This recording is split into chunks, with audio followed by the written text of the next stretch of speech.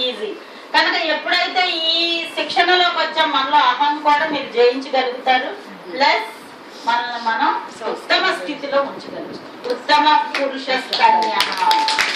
పరమాత్మ.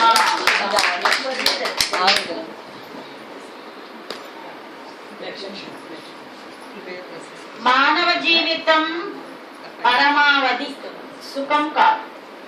ఏదో సుఖపడదామని వచ్చామనుకుంటున్నారేమి ఇక్కడికి? లేదు, ఒక పని మీద పంపాడు పరమాత్మ అందరినీ. కనుక మానవ జీవితం ఆ పరమావధి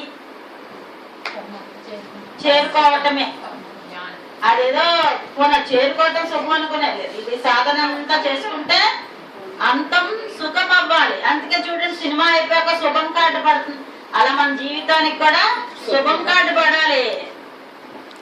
ఏంటది? మామూలు క్లైమాక్స్ దుఃఖం సుఖాంతం.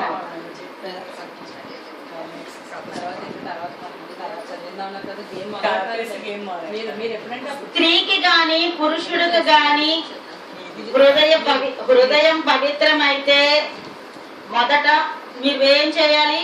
సుగుణం. కనుక ఇది సంపాదించుకోవాలి. ఇది ఎవరు? నిజాన్ని పార్వతం గారు అమ్మవారు అయిపోవాలి. పార్వతం వారు అమ్మ అయిపోతాను.